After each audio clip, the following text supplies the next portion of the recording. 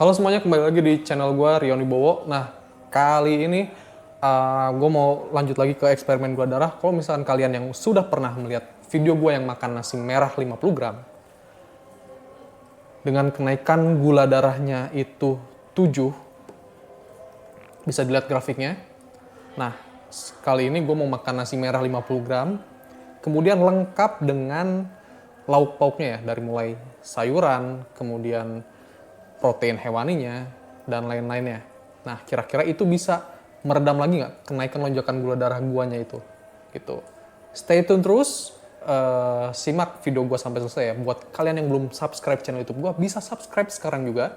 Kalau misalkan kalian suka konten-konten gua, silahkan like, kemudian silahkan ketik-ketik di kolom komentar. Kalau misalkan seandainya channel gua bermanfaat dengan kerabat kalian, saudara kalian yang menderita penyakit diabetes, boleh di-share, oke?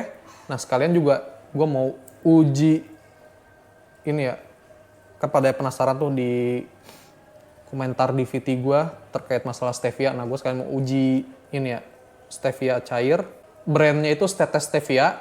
Nah, ntar gue akan uji dengan teh celup, oke?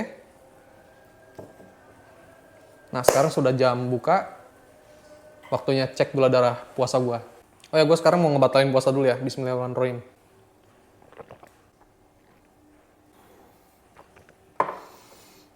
Oke, nah sekarang spill menunya dulu ya. Nah, ini ada telur ya.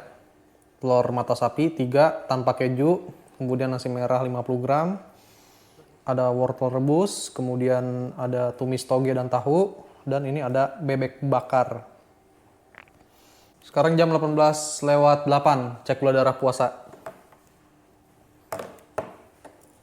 Nah, jadi sekalian membuktikan ya, kalau misalkan orang yang punya riwayat diabetes kayak gue, ataupun penyakit diabetes, kira-kira bisa nggak sih makan banyak tuh? Kan katanya kan makan harus dibatasi apa-apa.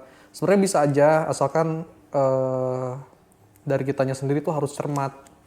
Cermat dalam menseleksi menu makannya itu sendiri.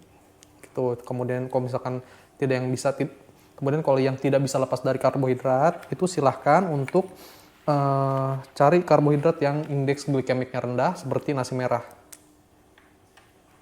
Nanti gue penasaran sih, akan explore lagi kira-kira karbohidrat apa yang punya indeks glikemik yang rendah yang setara dengan nasi merah.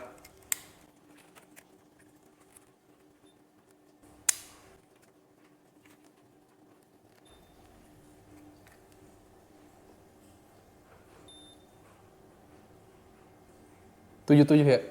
Kayak ini katanya mas tetes aja kali ya si stevianya. Gue coba dulu. Oke, cukup. Gue aduk dulu.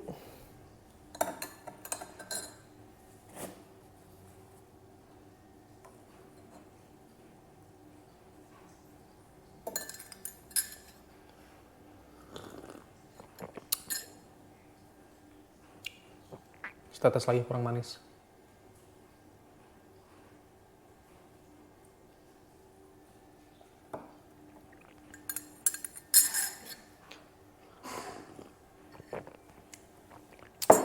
Kayak pas manisnya. Oke, bismillahirrahmanirrahim, waktunya makan. Wah, ini ternyata di sambal bebeknya itu ada bumbu ireng ya. Nanti kita lihat juga nih, kayaknya bisa mempengaruhi kenaikan gula darah deh. Cuma lihat aja dulu.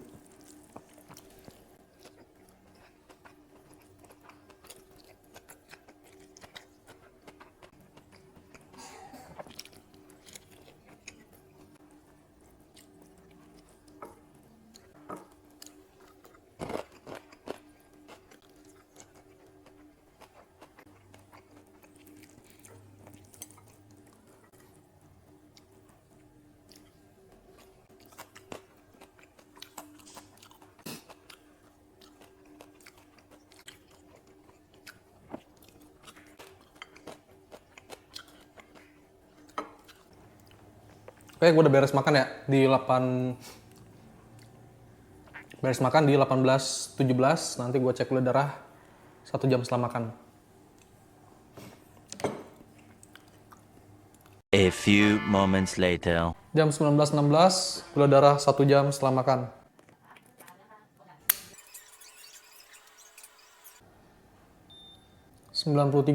Naiknya drastis ya berarti. Faktor apa coba? Faktor bumbu. Faktor bumbu kayaknya nih. Berarti ini percobaan gue gagal. Mesti harus ganti lauk yang netral. A few moments later. Jam 20.16, cek gula darah 2 jam setelah makan.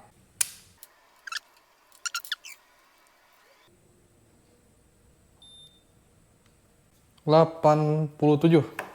Oke, kita review lagi. Tadi barusan gue makan 50 gram nasi merah, 3 telur ceplok mata sapi, bebek bumbu ireng, terus kemudian ada wortel rebus, dan ada tumis toge dan tahu. Kemudian minumnya sendiri gue minum teh manis anget dengan setetes stevia. Kalau misalkan kita review itu tadi gula darah gue di awal gula darah puasa ya, itu 77. Kemudian di 1 jam setelah makan di 93. Kemudian di 2 jam 87.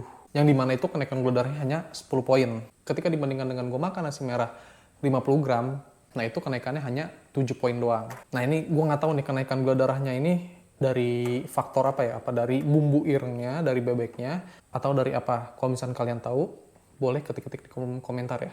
Nah tapi sebagai gambaran aja, dengan menu yang gue makan tadi sebanyak itu, di 2 jam setelah makan itu cuma naik 10 poin, worth it nggak menurut kalian? Kalau buat gue sih worth it aja.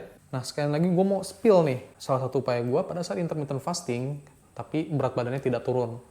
Nah ini gue spill salah satu treatment gue supaya intermittent fasting berat badan gue tidak turun, yaitu gue dengan mengkonsumsi air kaldu, lemak, dan dagingnya juga nih. Jadi ini rebusan tulang iga beserta daging dan lemaknya ini gue makan.